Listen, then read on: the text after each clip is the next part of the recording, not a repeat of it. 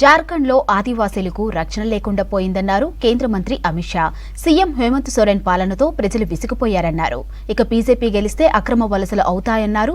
JMM Congress కూటమికి good bye చెప్పడానికి జనం సిద్ధంగా ఉన్నారన్నారు. ప్రస్తుతం భారత్లో రాజకీయ స్థిరత్వం పెరిగిందన్నారు బీజేపీ నేతలు.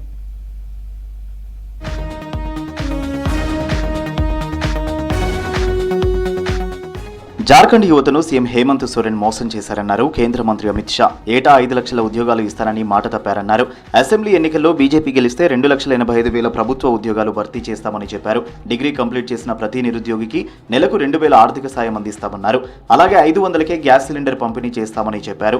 జార్ఖండ్లో ఎన్నికల ప్రచారంలో పాల్గొన్న అమిత్ షా ఎన్నికల మేనిఫెస్టో రిలీజ్ చేశారు.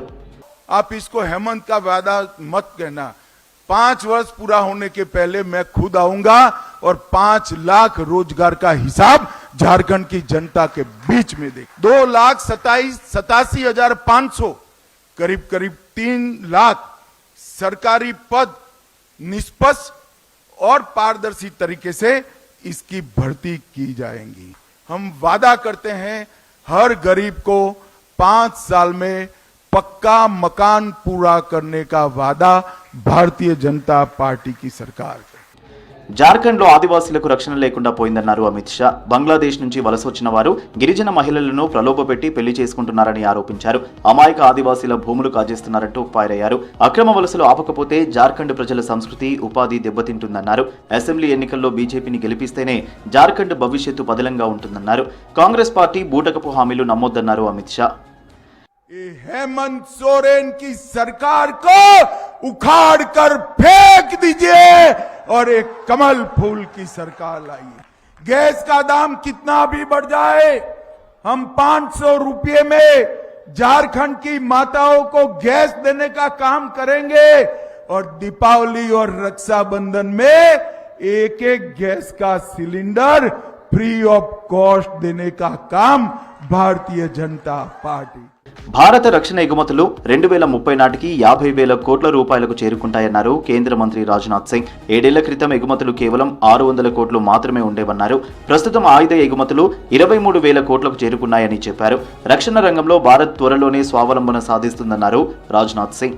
यहाँ मैं यह बताना चाहता हूं कि अभी हमारी कैपेबिलिटीज को आगे बढ़ाने का बहुत स्कोप हमारे पास है, और सिर्फ स्कोप ही नहीं है बल्कि इसके लिए सफिशिएंट कंडीशंस भी हमारे पास अवेलेबल हैं. భారత్ కు ఆస్ట్రేలియా విశ్వసనీయమైన మిత్రదేశమన్నారు కేంద్ర మంత్రి జయశంకర్. గత 10 ఏళ్లలో 2 దేశాలు ఎంతో అభివృద్ధి చెందాయన్నారు. క్వాడ్ సహా అనేక సంస్థల్లో కలిసి పనిచేస్తున్నట్లు చెప్పారు. బ్రిస్బెయిన్ లో నూతన కాన్సులేట్ ప్రారంభోత్సవంలో పాల్గొన్నారు. ప్రస్తుతం భారత్ లో రాజకీయ స్థిరత్వం ఉందన్నారు. దీంతో సంక్షేమ అభివృద్ధి పనుల్లో వేగం పెరిగిందన్నారు Jayashankar. We maintain our culture and we keep, in a sense, the balance between the two. Now, having said that, I want to come back really to the foreign policy domain. That for us, foreign policy is it's not only a business of interacting with other countries.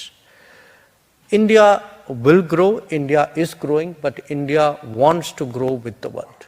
జార్ఖండ్లో వలసలు పెరగడంతో గిరిజనుల జీవనం ప్రమాదంలో పడిందన్నారు Assam CM Himanta Biswa Sharma. అక్రమ వలసల నివారణ బీజేపీతోనే సాధ్యమన్నారు. హిందూ సమాజాన్ని విభజించడానికి కొందరు కుట్రలు చేస్తున్నారని విమర్శించారు. అసెంబ్లీ ఎన్నికల్లో దళిత గిరిజనులు ఐక్యంగా ఉండాలన్నారు హిమంత బిశ్వ శర్మ.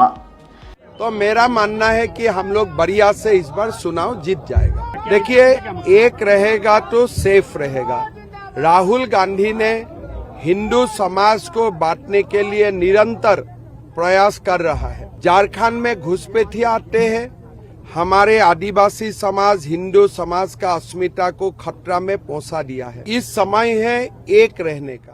కర్ణాటకలో ఉప ఎన్నికలు ఉండడంతోనే వక్ఫ్ బోర్డు ఇష్యూను ప్రభుత్వం తెరపైకి తెచ్చిందన్నారు మాజీ సీఎం బసవరాజు బొమ్మాయి. ఎన్నికల్లో లబ్ధి కోసమే రైతుల నోటీసులు వెనక్కి తీసుకోవాలని ఆర్డర్లు ఇచ్చారన్నారు. సీఎం సిద్ధరామయ్యకు నిజంగా రైతులపై ప్రేమ ఉంటే గెజిట్ నోటిఫికేషన్ రద్దు చేయాలన్నారు బొమ్మాయి.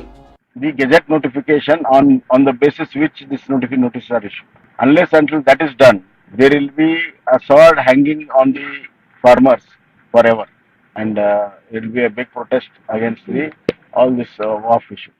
జార్ఖండ్ మహారాష్ట్ర ఎన్నికలపై కాషాయ పార్టీ ప్రత్యేక శ్రద్ధ పెట్టింది. ఎలాగైనా విజయం సాధించాలని వ్యూహాలు రచిస్తున్నారు బీజేపీ నేతలు.